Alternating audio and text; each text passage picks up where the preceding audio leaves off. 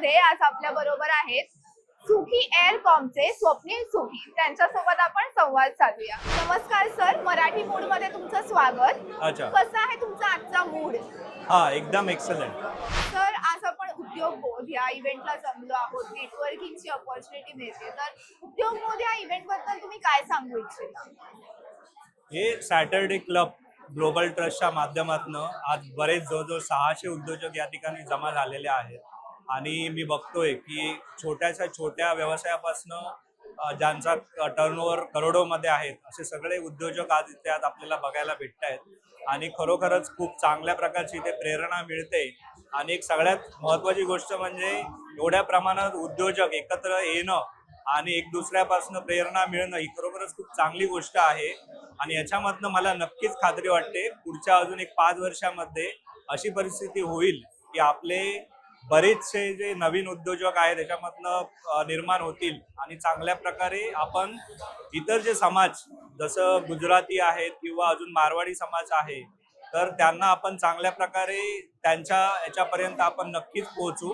मागचे काही वर्ष मराठी समाज हा व्यवसायापासून थोडासा मागे राहिलेला होता, परंतु आता एक नक्की एक असं चित्र निर्माण झालेलं आहे की मराठी मुलं किंवा मराठी जे शिक्षण पूर्ण झाल्यानंतर व्यवसायात उतरायला बघतायत, ही खरोखरच खूप चांगली गोष्ट आहे. आणि याचा नक्की फायदा या पुढच्या 5 वर्षामध्ये बघायला भेटेल. सर, आता तुम्ही गुजराती आणि मारवाडी समाजाबद्दल बोलतात, तर मला तुम्हाला विचारायचंय की उद्योग म्हटलं की सगळ्यात अग्रेसर असणारा हाच समाज होता. तर तुम्हाला काय वाटतं की मराठी माणूस या संदर्भात सध्या कुठे आहे? मी निश्चितच याबद्दल सांगू शकेन की मराठी माणूस पहिल्यापासून व्यवसायात आहे.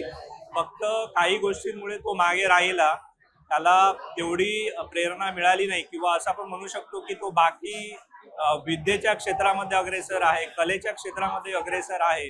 व्यवसायामध्ये जरी थोडा तो मागे असला तरी निश्चितच एक आशा व असं चित्र आहे की आता जर चांगली एक मजल घेतली मराठी लोकांनी किंवा मराठी जे व्यावसायिक आहेत, तर चांगल्या प्रकारे पुढच्या एक 5 वर्षामध्ये एका चांगल्या उद्दिष्ट गाठून चांगल्या प्रकारे प्रगती करू शकतात. या सगळ्यामध्ये मराठी माणूसच मराठी माणसाचे पाय खेचतो, ही म्हण खरी ठरते का? मला असं पूर्णपणे खरं वाटत नाहीये. ऍक्च्युली काही गोष्टींमध्ये असं आपल्याला दिसून येतं. ही गोष्ट आपल्याला निश्चितच बदलायला पाहिजे. आपण बघतो की बऱ्याच वेळा काही एखाद्या व्यक्तीला जर मराठी माणसाला जर तो चांगल्या प्रकारे प्रगती करत असेल, तर आपण तेवढी आपण एक नियम पाळला पाहिजे की तो जर पुढे जातो तर त्याला आपण मदत केली पाहिजे. आणि ही भावना जर आपण प्रत्येकाने एक दुसऱ्यांना दाखवली तर निश्चितपणे त्याप्रमाणे एक दुसऱ्याला चांगल्या प्रकारे प्रेरणा मिळून ही एक भावना निर्माण होईल की आपण प्रत्येक मराठी माणसाला जर तो पुढे जात असेल तर त्याला आपण निश्चितच मदत केली पाहिजे.